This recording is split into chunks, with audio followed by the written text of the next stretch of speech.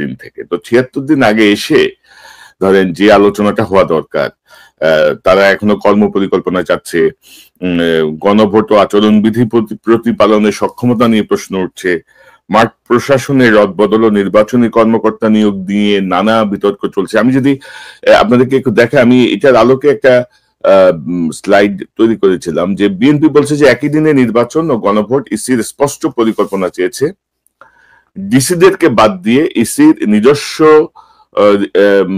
কর্মকর্তা দিয়ে returning officer বানানোর প্রস্তাব দিয়েছে বিএনপি। আচরণ বিধিতে শাস্তির বিধান স্পষ্ট নয়, এটাকে সাধারণীকরণ, জেনারেলাইজ করার বা ক্লিয়ার করার একটা দাবি জানিয়েছে বিএনপি। জামাত ইসলামী ডিসিএসপির রদবদলকে পরিকল্পিত বলছে। জামাত ইসলামী বলছে যে একটা জায়গায় কাউকে বদলি করা হচ্ছে, আবার সে বসে যাওয়ার আগে আবার বদলি করা হচ্ছে, এটাকে তারা পরিকল্পিত বলছে। তারা জামাতের দাবি হচ্ছে তফসিলের পরে লটারির মাধ্যমে এইসব বদলিগুলা করতে হবে।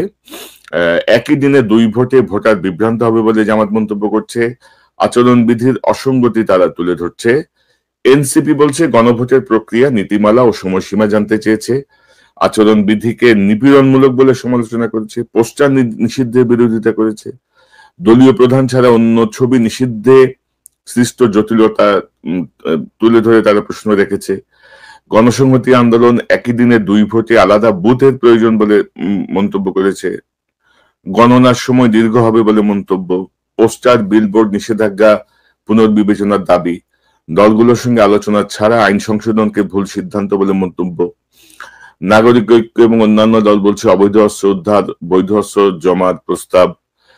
আওয়ামী ঘরানা রাজনৈতিক দলগুলোর অংশগ্রহণ ঠেকানোর দাবি। নিরপেক্ষ নির্বাচনের জন্য নানা প্রস্তাব তারা দিচ্ছে। নির্বাচন কমিশন বলছে যে গণভোট আইনের জন্য তারা অপেক্ষা করছে, আইন হলে তারা প্রস্তুতি শুরু করবে। এখন ডক্টর ইউনূস খুব সম্ভবত 13 তারিখে এই ঘোষণাটা দিয়েছেন যে নির্বাচন এবং গণভোট একই সঙ্গে হবে ইত্যাদি ইত্যাদি। 7 দিন পার হয়ে গেলেও কিন্তু এখন পর্যন্ত গণভোটের আইন যেটা গভর্নমেন্ট যে ইয়েটা ওইটা এখনো আসে নাই। তো কঠোর আচরণবিধি বাস্তবায়নে সবার সহযোগিতা আছে চায় নির্বাচন কমিশন। এখন তো এই যে ধরেন এইসব এই বিষয়গুলো তো আছে। পাশাপাশি আমি যদি আপনাকে বলি যে আমাদের যেটা আমরা দেখছি আর কি, যে নির্বাচন কমিশনের এখনো ধরেন যে বডি ক্যামেরা কেনা হবে, এখনো ড্রোন কেনা হবে। আমি যদি আপনাকে একটা সংবাদ দেখাই, তারপরে আপনার সাথে আলোচনায় ছেড়ে দেবো আপনার কাছে।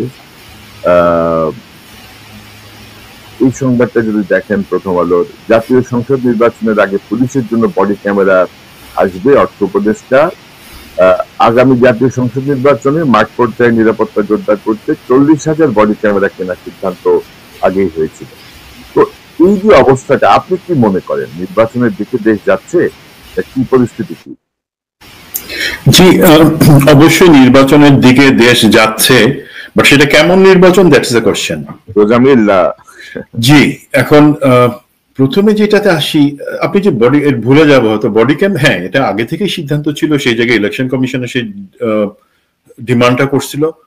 তাই বডি ক্যাম বা অন্যান্য জিনিসগুলো এগুলো হচ্ছে আনুষঙ্গিক।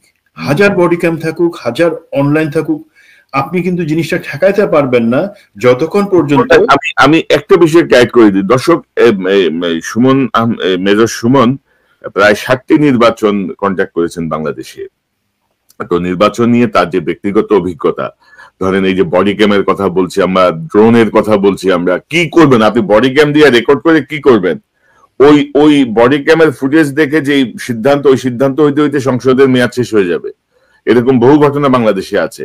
তো মূল জায়গাটা কি, মূল চ্যালেঞ্জটা কি, কেন আমরা এটাকে গোজামিলে নির্বাচনের দিকে যাচ্ছে বলে মনে করছি? আপনার একটা বিশ্লেষণ সব মিলায় যদি একটু বলেন, এদের দাবি এবং সবকিছু মিলিয়ে। জি জি, তো যেটা বলছিলাম যে আনুষঙ্গিক জিনিস সেগুলো থাকবে, অবশ্যই এগুলো হলে ভালো হয়, বাট আসল যে জিনিস কোনটা, আসল জিনিসটা হচ্ছে নির্বাচনের যারা স্টেক হোল্ডার্স, এক হচ্ছে রাজনৈতিক দলগুলা, 2 নাম্বার সরকার, 3 নাম্বার হচ্ছে ইলেকশন কমিশন, 4 নাম্বার যেটাকে আমরা সবসময় ইগনোর করি সেটা হচ্ছে জনগণ। সেই জায়গায় কি আমরা এক জায়গায় আসতে পারি? আমার একটা রিকোয়েস্ট কিন্তু এটা বলবার আগে, যে পিনাকিদা, ইলিয়াস, আপনি, আমার মনে হয় আপনাদের এডিটোরিয়াল পলিসিতে নেক্সট 3 মাসের জন্য একটু চেঞ্জ আনা দরকার। হাসিনা ওকে, আওয়ামী লীগ ওকে, মানে তার এখন পচা সম্মুখ, হ্যাঁ পা কাটবার ভয় আছে, একটু সাবধান থাকবো। বাট আমাদের এই যে ভবিষ্যৎ বাংলাদেশ আমরা যে গড়তে চাচ্ছি, সেই ক্ষেত্রে আমাদের কোন কোন জিনিসগুলোর ব্যাপারে মতৈক্য দরকার। ঐকমত্য কমিশন তো ফেল করে গেছে, টাকা খাওয়া ছাড়া আর কোনো কিছু তারা করতে পারে নাই। এখন দেখেন, রাজনৈতিক দলগুলো যখন একটা ঐকমত্যের জায়গায় আসবে যে না ঠিক আছে, একটাই জুলাই সনদের আগেই যে জিনিসটা অ্যাকচুয়ালি ডিক্লারেশনটা আসা উচিত ছিল, declaration of rights and freedom, যেটা অ্যাকচুয়ালি অনেক সভ্য দেশ তাদের স্বাধীনতার পরে প্রথমেই করছে, 1 পাতার 2 লাইনের জিনিস। সেটা হচ্ছে এই পরিস্থিতিতে ফ্যাসিজম পরবর্তী বাংলাদেশে ন্যায় বিচার, অর্থনৈতিক পুনরুদ্ধার এবং গণতন্ত্রের স্বার্থে আমরা সমস্ত রাজনৈতিক দল আগামী 1টা বা 2টা নির্বাচন যেভাবে তারা মনে করে যে কোনো হানাহানি বা নির্বাচন কেন্দ্রিক কোনো মারামারি বিশৃঙ্খলা হবে না, সেটার প্রমিস করছি। যখন এই ঐক্যমত্যে আসে জিনিসটা, আপনারা বলবেন পলিটিক্যাল পার্টি তো তাদের কথা রাখে না, নো, তাদেরকে এটা দেশের জনগণের কাছে নিজেদেরকে যে না নিজেরা তার মানে আন্তরিক সেটা প্রমাণের জন্য এই একটা ডিক্লারেশনে সাইন করা জরুরি। এখনো সময় আছে। ভালো হয়েছে ঐকমত্য কমিশন চলে গেছে, পালাই গেছে, কোথায় গেছে আমি জানি না, বাট এখন আমরা যারা আছি রাজনৈতিক বৃহৎ রাজনৈতিক দলগুলোকে সেটা নিতে হবে। 2 নাম্বার, আপনারা এবং আমরা জনগণ, আমরা রাজনৈতিক দলগুলোর কাছে যখন বলবো যে ঠিক আছে তোমরা 5টা ব্যাপার তোমাদের নির্বাচনী যেটা আমরা বলি ম্যানিফেস্টো, ঘোষণা, যেটা অঙ্গীকার, সেই জায়গায় অন্তর্ভুক্ত করবা কি করবা না সেই চ্যালেঞ্জ তাদের করতে পারি। যদি তোমরা অন্তর্ভুক্ত করো তোমরা ভোটের কনসিডারেশন আসবে, যদি না করো তোমরা ভোটের কনসিডারেশন বাদ। 1 নাম্বার, যে গুম খুন এবং জুলাই অভ্যুত্থান যা আছে সেগুলা সেই সময় যে হত্যা সেগুলার বিচারটাকে সম্পূর্ণ করবার অঙ্গীকার, যে সেগুলো আমরা সম্পূর্ণ করব। 2 নম্বর হচ্ছে যে দুর্নীতি হয়েছে সেই দুর্নীতি বাজদের বিচার আমরা কমপ্লিট করব, তাদেরকে আমরা কেউ সাথে রাখবো না, নির্বাচনে তাদের থেকে কোনো অনুদান টাকা কোনো কিছু নিব না, এবং আমরা ক্ষমতা আসলে তাদের সঠিক বিচার করব। 3 নম্বর হচ্ছে আমাদের যেই যেটাকে আমরা বলি সংস্কার, একটা বিচার বিভাগ, প্রশাসন, শিক্ষা ব্যবস্থা সংস্কারটা জরুরি। ধরেন কিভাবে হাসিনা এই গত 15 বছরে আমাদের শিক্ষা ব্যবস্থাকে নোজ ডাইভ করাইছে, পুরা একদম গাত্তার মধ্যে ফেলে দিছে। কি ওই লটারি সিস্টেম করে রাখছে, ভর্তির ক্ষেত্রে বাচ্চারা লটারি সিস্টেমে। ভাই তাহলে আপনারা বিসিএস, প্রশাসন, আপনাদের নির্বাচন কমিশন, সরকার লটারি করেন না কেন? 10 জনের নাম দেন, কনক লটারিতে চলে আসলে কনক উপদেষ্টা হবে। সেভাবে তো হচ্ছে না ভাই, একটা তারা নিয়ম মেনে চলতেছে। সেই জায়গাটাতে সেই সংস্কারগুলা তারা করবে, সেটার অঙ্গীকার তাদেরকে করতে হবে। তো এই যে অঙ্গীকারের জায়গা, সেটা যদি তারা একসাথে করে তখন কিন্তু জনগণ বেছে নেওয়ার সুযোগ পাবে, তখন মারামারি হানাহানি সেই জিনিসগুলো হবে না। এখন আমরা যদি আসি ওইখানে প্রস্তুতির ব্যাপারে, প্রথমে আসেন যে হ্যাঁ সরকার বলছে যে একটা নির্বাচন করবে, এবং আমি মনে করি আমাদের পুলিশ প্রশাসনের একটা ঘোষণা আপনি নিশ্চয়ই দেখছেন, যে পুলিশ প্রশাসন বলেছে যে 2018 এবং 2024 সালের ভোটারবিহীন অথবা দিনের ভোট রাতের নির্বাচনে সংশ্লিষ্ট যে পুলিশের কর্মকর্তা ছিলেন তাদেরকে তারা সাইডলাইন করে রাখবে, প্রত্যক্ষভাবে এই নির্বাচনে অংশগ্রহণের তাদের সুযোগ থাকবে না। That's a good decision. But আমরা অন্য কোনো আমাদের জনপ্রশাসন অথবা বিভিন্ন বাহিনী থেকে এই ধরনের কোনো অঙ্গীকার পাই নাই। জনপ্রশাসন আমার বিশ্বাস আছে সেটা তারা নিশ্চিত করবেন, আর বাহিনী ধরেন সেনাবাহিনী বা যারা আছে সেখান থেকে অ্যাকচুয়ালি সেটার জন্য যে রিফর্মস দরকার, আমার মনে হয় না প্রফেসর ইউনূস সেটা চিন্তা করেন বা সেই রাস্তায় আগাচ্ছেন। উনি সেনাবাহিনীর বর্তমান লিডারশিপের সাথে একটা সহ অবস্থান রেখে আগাতে চাচ্ছেন, এবং উনি আশা করছেন, উইশফুল থিঙ্কিং, সেটা হচ্ছে যে না ওই ধরনের কর্মকর্তাকে রাখা হবে না। এখন জিনিসটা দেখেন ভাই, দিনের ভোট রাতে কিভাবে হয়েছে সেটা আমার দেশ মাহমুদুর রহমান ভাই একটা জেনারেলাইজ করে একটা জিনিস দিচ্ছেন, বাট এগুলো আমরা জানি, এবং এই জিনিসগুলো কিন্তু আমরা নির্বাচন কমিশনের কাছে সুস্পষ্টভাবে নাম সহ দিছিলাম যে কিভাবে ডিজিএফআই থেকে তখন বিভিন্ন মাঠ পর্যায় পর্যন্ত সেটা পুলিশ প্রশাসন, জনপ্রশাসন, সেনাবাহিনী, প্রতি জায়গায় জিনিসটা বন্দোবস্ত করা হয়েছিল। স্কিমটা কি ছিল, কারা কারা জড়িত ছিল? নির্বাচন কমিশন সাহস করতেছে না। আমি স্পষ্ট বলে দিলাম, নির্বাচন কমিশন, আমরা অনেক কষ্ট করে একটা লিস্ট তৈরি এবং ঘটনা বর্ণনা সহ দিয়েছিলাম, আমাদেরকে তারা যথেষ্ট সম্মান দিয়েছেন কথা শুনবার জন্য, এবং সম্মানের সাথে বলছেন তারা এটা এক্সিকিউট করতে পারবেন না, যে এই ধরনের কর্মকর্তাকে বাইরে রাখা তাদের হয়তো সাহস নাই। তাই আপনাদের সাহস নাই, তারপর আপনারা আশা করতেছেন ভালো একটা নির্বাচন করবেন। একটা এক্সাম্পল দিই ভাই, ধরেন সবকিছু ঠিকঠাক আছে, এখানে কোনো জালিয়াতি, রিগিং বা দিনের ভোট রাতে হবে না, আপনার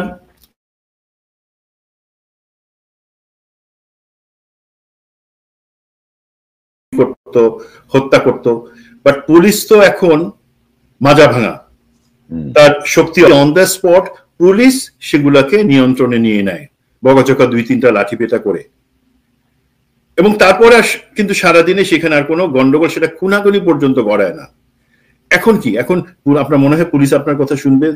ভোটাররা সব যারা আছে ওখানে, তারা পুলিশের তো কোনো দাম নাই।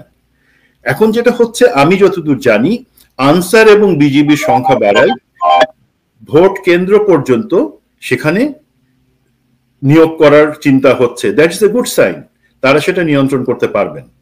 দ্বিতীয় যে জিনিসটা হচ্ছে, আমার একটা দাবি থাকবে নির্বাচন কমিশনের কাছে, আপনারা নিশ্চিত করেন যে উপজেলা পর্যন্ত আর্মি ডেপ্লয়েড যে সিস্টেমটা আমরা দেখে আসছি, সেখানে স্ট্রাইকিং ফোর্স অবশ্যই উপজেলা লেভেল পর্যন্ত আপনারা থাকবেন, বাট সেই স্ট্রাইকিং ফোর্সকে আপনারা নির্বাচনের 3 দিন আগে এবং নির্বাচনের পরবর্তী 3 দিন, এই 7টা দিন আপনারা ইউনিয়ন পর্যায়ে মিনিমাম রাখবেন। মানে কি, আপনাদের ধরেন যে ডেপ্লয়মেন্ট, সেখান থেকে আপনারা 16টা পিক আপকে 8টা ভাগে 2-2 করে ভাগ করে নিশ্চিত করবেন সারা প্রতিটা গ্রাম এবং ইউনিয়নের পর্যায়ে যা আছে নোডাল পয়েন্টস সেখানে যাবে, এবং এমনভাবে স্থাপিত থাকবে যে ম্যাক্সিমাম 15 মিনিটের মধ্যে যদি কোথাও কোনো গন্ডগোল হয়, পুলিশ ফেইল করে, সেই জায়গায় তারা ইন্টারভিন করতে পারে। সেখানে বডি ক্যাম, ড্রোন কোনো কিছু দিয়ে কাজ হবে না, যদি না ওইভাবে আপনি ডেপ্লয়মেন্টটাকে পুশ ফরওয়ার্ড করে সামনে নিয়ে আসেন। এবং আরেকটা জিনিস হচ্ছে, নির্বাচনের দিনটা আসলে শুধু গোলযোগের দিন না। নির্বাচন আপনি যখন তাফসিল ডিক্লেয়ার করবেন, তারপর থেকে নির্বাচনে যে প্রচার অভিযান হবে, সেখানে তো 2টা জিনিস, একটা হচ্ছে রাজনৈতিক দলগুলোকে সংযত হতে হবে, আর 2 নম্বর হচ্ছে আমাদের ফোর্সকে, পুলিশকে সব জায়গায় কিন্তু তখন থেকে নিরাপত্তা নিশ্চিতের দায়িত্বে যাইতে হবে। সেটা কি সম্ভব? আর্মি যতই বলুক তারা 90,000 ডিপ্লয় করবে, এটা ইম্পসিবল। আর্মি আগের মতো ডিপ্লয় করবে, তাদের ট্রুপস মাঠে আছে, রেস্ট অ্যান্ড রিফিটের জন্য 50%কে পাঠানো হয়েছে, তারা রিফ্রেশড হয়ে আসবে, ইটস ওকে। আর্মি যেই পর্যন্ত থাকুক না কেন, ইম্পর্টেন্ট জিনিস হচ্ছে রাজনৈতিক দলগুলোর সদিচ্ছা। দেখেন, আজকে যদি এই একটা নির্বাচন আমাদের গোলযোগপূর্ণ হয়, সহিংসতা হয়, তখন কিন্তু ভারত এবং তার সাথে যারা লোক আছে তারাই বলবার সুযোগ পাবে যে একটা সুষ্ঠু নির্বাচন হয় নাই। যেই দল পাওয়ারে আসবে সে কি চাবে যে আমি একটা গোলযোগপূর্ণ নির্বাচনের সিল কাঁধের মধ্যে নিয়ে সরকার গঠন করব? আপনাদের তো আপনাদের ভালোর জন্যই হবে সেটা। তো এই যে লুপহোলস গুলো আছে, আবার আপনি দেখেন গণভোট, এখন ওই প্রস্তাবনায় 2-একটা পার্টি বলছে আলাদা বুথ। ভাই, আপনি এখানে ভোট দিয়ে আমরা জানি যে আমাদেরকে প্রেসিডেন্ট প্লাস হচ্ছে সেনেটর প্লাস হচ্ছে কংগ্রেসম্যান প্লাস হচ্ছে লোকাল মেয়র সবকিছু একই সাথে একই ভোটে আমরা সিলেক্ট করি, আলাদা বুথের দরকার হয় না। বাট আমি সরকারকে প্রশ্ন করি, আপনারা গণভোট নিতেছেন, আপনারা গণভোটে যে জিনিসটা সংস্কারের যে প্রস্তাবনা বা জুলাই চার্টারকে রাখতেছেন, আপনারা কি আপনাদের দায়িত্বে জনগণকে বিভিন্ন মিডিয়ার মাধ্যমে ওয়াকিবহল করতেছেন, নলেজেবল করতেছেন যে অ্যাকচুয়ালি হ্যাঁ মানে কি আর না মানে কি? আরে ভাই, সরকারি তো এখনো ক্লিয়ার না, সরকারি তো ক্লিয়ার না, কি করবো আমরা? হ্যাঁ, এই জায়গায় সরকারের কিন্তু যদি সত্যি, এটা তো জুলাই ঘোষণাপত্র তো আপনারাই লিখছেন, আপনারাই দিচ্ছেন জনগণের পক্ষ থেকে, এটা তো আপনাদেরই দায়িত্ব যে এটাকে সহজ করে লোকের কাছে বলা। লোকে তো ওইখানে গিয়ে 10 মিনিট ধরে সেটা করবে না। আপনি প্রচারণা চালাচ্ছেন না কিছু। আমরা আসলে একটা বিশাল সুযোগ হারাইছি। আপনি যে বলছিলেন শিক্ষাক্ষেত্রে সংস্কার বা অন্যান্য সংস্কার, ডক্টর ইউনূসের আসলে এই গত 15 মাস যদি বিশ্লেষণ করেন, ওনার একটা কাজই খুব বেস্ট একটা ওয়ার্ক হয়েছে, যে জুলাই বিপ্লবের বিষয়টাকে উনি জাতিসংঘ দিয়ে তদন্ত করাইছে। এটা ওনার মাথার থেকে একটা ভালো জিনিস বেরিয়েছিল। কারণ এই জাতিসংঘের এই ইনভেস্টিগেশন রিপোর্টটা এটাই ওয়ার্ল্ড ওয়াইড স্বীকৃতি এবং এটাই স্ট্যান্ডার্ড হয়ে দাঁড়ায় আছে। আর কোনো কিছুই জুলাই বিপ্লবের পরে ওনার কোনো কার্যকর সিদ্ধান্ত দেখি নেই। হাসিনার বিচার হইতে 15 মাস সময় লাগে না, যেখানে রক্তের দগদগে ঘা মানে ছাত্ররা কাতরাচ্ছে, যেখানে সকল কিছু মানে জল জলে দগদগে ঘায়ের মতো মানুষের মনের মধ্যে, সেখানে এই বিচার হইতে 15 মাস লাগে না। এই বিচার তাও হয়েছে, ভালো কথা। আমরা ভুলে গেছি যে কিভাবে কারা এই 626 জনকে আশ্রয় দিছিল, কারা এই সেনাবাহিনী জেনারেলদেরকে পালায় যেতে সহায়তা করছে, কারা কোথায় কি করছে, আমরা এগুলো সব ভুলে গেছি, আমরা সব ভুলে যাই। এবং ডক্টর ইউনূসের ব্রিটিশ আমলের মানুষ তো আর্মির ইউনিফর্ম দেখলে ওনার ভয় লাগে বোধ হয়, উনি কোনো জবাবদিহিটাই উনি চাইতে রাজি না। তো আপনি মানে মানে মানে এটা ভাই খুবই ক্লিয়ার কথা। আমরা বারবার বলছি ভাই ছাগল দিয়ে হাল চাষ করতেছেন, ঐক্যমত্য কমিশন মানে একটা ছাগল দিয়ে আপনি হাল চাষ করতেছেন, তাই হয়েছে, লেজে গোবরে করে ফেলছে। না ভাই, ঐক্যমত্য কমিশনের ব্যাপারে আমার যে অবজারভেশন সেটা আপনারটা হচ্ছে ছাগল দিয়ে। আমার কিন্তু যেটা মনে হয়, এবং এটা দুর্ভাগ্যজনক হবে আমার ধারণাটা যদি ঠিক হয়, ঐক্যমত্য কমিশনের যে সদস্য ছিলেন ধরেন মনির হায়াত এবং যারা, তারা ইচ্ছা করেই কিন্তু, এটা ছাগল না যে তারা বুঝেন না, তারা বুঝে সুঝেই কিন্তু অনৈক্য লাগাই দিচ্ছেন পলিটিক্যাল পার্টি গুলার মধ্যে। যাতে আমাদের কি ভাই, এখন আমাদের উচিত ওকে হাসিনা চলে গেছে, আওয়ামী লীগ যাতে আর কখনো না আসতে পারে, দেশে ফ্যাসিজম কায়েম না হয়, সেই ব্যাপারে একমত হই। পরে বাকিগুলা বছরের পর বছর সেই জিনিসগুলা পলিটিক্যাল কালচারেই সেগুলো অ্যাডজাস্ট হয়ে আসবে। তারা তো সেইটা না করে জায়গায় হাত দিচ্ছেন। না অবশ্যই, ওটা তো অবশ্যই। প্লাস ধরেন এই যে ডক্টর ইউনূসকে ঘাস খায়, উনি বুঝে না যে পলিটিক্যাল গভর্নমেন্ট আসলে বিডিআর হত্যাকাণ্ডের বিচারে কি অবস্থা, বিডিআর কমিশন যে করে রাখছেন কোনো সারা শব্দ আছে ওইটা? এই যে গুমখুন কমিশন আপনি করে রাখছেন, ওইটার আপডেট কি জাতিকে জানাইতে হবে না? এদের মেয়াদও তো শেষের দিকে, মানে যে মেয়াদে তাদেরকে দায়িত্ব দেওয়া হয়েছে ওই মেয়াদও শেষের দিকে। তো আপনাদেরকে আমরা ফাইজলামি করার জন্য বসাইছি ভাই, সহজ বাংলা কথা। আপনি জ্ঞানী গুণী বুদ্ধিমান, আপনি নোবেল পাইছেন, তো আমি কি করতাম ভাই? আপনার যে দায়িত্ব দিছি সেই দায়িত্ব আপনি পালন করতে পারছেন না, আপনি পারেন নাই। আপনি আপনার থেকেও বুড়া লোকজন দিয়া বসছেন আপনার এই শাসনধার চালাইতে, একটা বিপ্লব পরবর্তী সরকার চালাইতে। আচ্ছা ভাই, বুড়া না বলি, উনি যথেষ্ট, বাট জিনিসটা হচ্ছে উনি যদি থাকেন ওনার তো এতটুকু বোঝা উচিত না। সুমন ভাই, ব্যক্তি ইউনূসের জায়গায় ওনার 3-0 থিওরি, ওনার নোবেল পুরস্কার, ওনার গ্রামীণ ব্যাংক, কোনো কিছু নিয়ে আমার কোনো মানে ইয়ে নাই। আমি আপনাকে যে দায়িত্বটা দিলাম, রাষ্ট্রের যে সুবিধা আপনি এখন নিচ্ছেন, বেতন প্রোটোকলের যে আরাম আপনি নিচ্ছেন, সেটার জবাব তো আপনি আমাকে দিতে হবে। আমি রেমিটেন্স পাঠাই না বাংলাদেশে, আমার দাবি নাই। বাংলাদেশের মানুষের ট্যাক্সের টাকা আপনি চলতেছেন না এখন, তো ওটার দাবি নাই, আপনি এটা জবাব দিবেন না। আপনি বিপ্লব পরবর্তী আপনাকে কি ঘোড়া ঘাস কাটার জন্য বসেছি আমরা?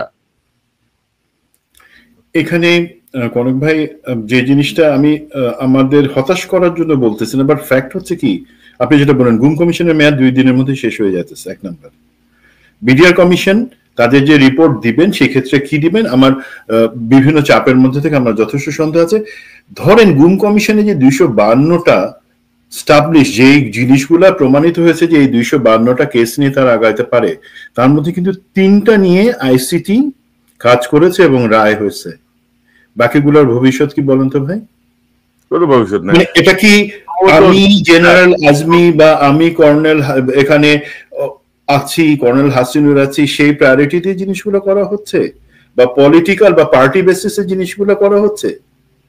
বাকি যে 249টা কেস আছে যেগুলো প্রমাণিত প্রাথমিক তদন্তে, যেটার এগেন্সে সাক্ষী হিসাবে, তারা কি মানুষ না? তারা কি মানুষ হিসেবে শাহাদাত বরণ করে নাই? তাদের বিচারটা কে করবে? আজকে এই গুম কমিশন যখন তাদের কার্যক্রম বন্ধ হয়ে যাবে, তারা নিজের বাড়িতে চলে যাবেন। তারা বলতে পারেন যে না, সরকার আমাদের মেয়াদ বাড়ায় নাই। সরকার মেয়াদ বাড়ায়, কেন বাড়ায় নাই সেটা সরকারের কাছে জিজ্ঞাসা করেন। আমি আজকে সরকার এবং গুম কমিশন দুজনের কাছে বলছি, সরকার আপনি কেন বাড়াবেন না বা কেন নিশ্চিত করবেন না যে এই 252টার ব্যাপারে সুরাহা হোক? আর গুম কমিশন, আপনারা যদি চলেই যান, আপনারা কি নিশ্চিত করছেন যে সেগুলোর কাগজপত্র আপনারা আইসিটির কাছে হ্যান্ড ওভার করে যাচ্ছেন? এবং আইসিটি যতদিন থাকে, এটা তো চলমান প্রক্রিয়া হবে ইনশাল্লাহ, আমি যতটুকু আপনাকে এতটুকু আশ্বস্ত করতে চাই, আইসিটি বা আইসিটি নামে থাকুক কি না থাকুক, এটা ইনশাল্লাহ একটা চলমান প্রক্রিয়া হবে। যেগুলো আছে সেগুলো তারা শেষ করবেই, এটা ভালো জিনিস। বাট গুম কমিশন কি সেগুলো হ্যান্ড ওভার করছে? বিডিআর কমিশন কি তাদের কাগজগুলো যথাযথ কর্তৃপক্ষের কাছে হ্যান্ড ওভার করে দিবে? We don't have time. এই অবস্থায় আপনি যদি মনে করেন যে না আপনি একটা ইলেকশন দিবেন, সেই ইলেকশনটা একটা ভোট, এক গণভোট এবং জাতীয় নির্বাচন হয়ে গেল, সেখানে দায়িত্ব শেষ, দেন কোন প্রত্যাশায় আমরা আপনাদেরকে সরকারে বসাচ্ছিলাম? ড্রাইভিং সিটে আপনাদেরকে ড্রাইভার হিসেবে বসাচ্ছিলাম কেন? আপনারা আমাদেরকে গন্তব্য নিয়ে যাবেন, আপনারা তো একই জায়গায় ঘুরতেছেন, মাঝে মাঝে পিছনের দিকে রিভার্স ট্র্যাকে চলে আসেন কেন? আপনি দেখেন যে গুম কমিশনে আগামী 2-3 দিনের মধ্যে আগুন টাগুন লাগে কিনা, সব সরকার হয়ে যাবে পুরা, কি করবেন আপনি? আগুন তো লাগতেই পারে, তাই না? তো মানে গুম কমিশনের মেয়াদ বোধহয় ডিসেম্বর 31 তারিখ পর্যন্ত, এখনো মাসখানেক সময় আছে ওদের। তো যাই হোক, আমি একটু অন্য প্রসঙ্গে যে আমার এখানে লাইটে বোধহয় সমস্যা করতেছে। তো আমি যে প্রসঙ্গটা একটু যেতে চাই যে সার্বিকভাবে আপনি বিএনপি রাজনৈতিক প্রস্তুতি কেমন দেখছেন? মানে বিএনপি তো ধরেন একটা বড় দল, সবার আগেই মনোনয়ন ঘোষণা করে দিয়েছে, এখন এটা নিয়ে আবার আরেক ভেজাল চারিদিকে। তো সব মিলে আপনার পর্যবেক্ষণ কি? বিএনপির প্রস্তুতি কেমন, জামাতের প্রস্তুতি কেমন? রাজনৈতিক সমঝোতা বা ঐক্য না হলে কিন্তু নির্বাচন ভালোভাবে হবে না, এটা আমরা কিন্তু সবাই বুঝি। তো এই সেই সমঝোতা এবং ঐক্য, মানে মিনিমাম ঐক্য, আমি বলতেছি না যে মানে আসন ভাগাভাগির ঐক্য, মানে যেই সমঝোতার জায়গাটায় পৌঁছানো দরকার সেটি কিন্তু এখনো হয় নাই। তো সেই জায়গাটায় নির্বাচন বা সবকিছু মিলে আপনার সংক্ষিপ্ত একটা বক্তব্য নিতে চাই, জাস্ট একটা পর্যবেক্ষণ।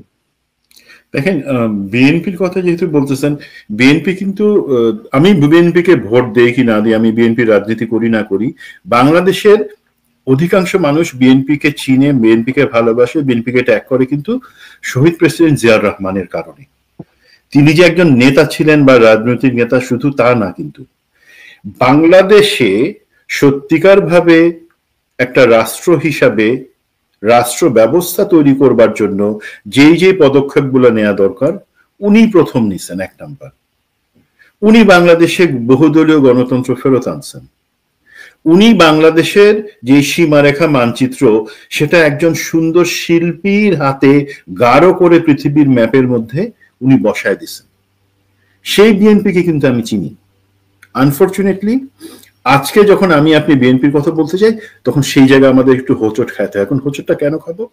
সেটা কারণ হচ্ছে, আমরা জানি বিএনপি এবং জামাত দুইটা রাজনৈতিক দলকেই টার্গেট করে র কাজ করে, এবং একজন দর্শক একটা প্রশ্ন করছেন যে র এর কাজটা বাংলাদেশে কিভাবে হয় সেটা নিয়ে বলবার জন্য। আমার যদি সুযোগ থাকে কখনো, আমি অন্য আরেকটা প্রোগ্রামে বলবো, বাট এতটুকু জেনে রাখেন, র কোনোদিন কোনো নেম ট্যাগ লাগাই বা রয়ের জামা পরে আমাদের মাঝখানে আপনার আমার পাশে যে আছে, আপনার আমার অফিসের যে কর্তা আছে, আমাদের রাজনৈতিক দলের অনেক নেতা আছে, আমাদের সরকারে অনেক আছে, তাদের মধ্যেই কিন্তু র ঢুকে আছে। তারা হচ্ছে না, তবে আমার একটা অবজারভেশন বলি এখানে রয়ের ব্যাপারে।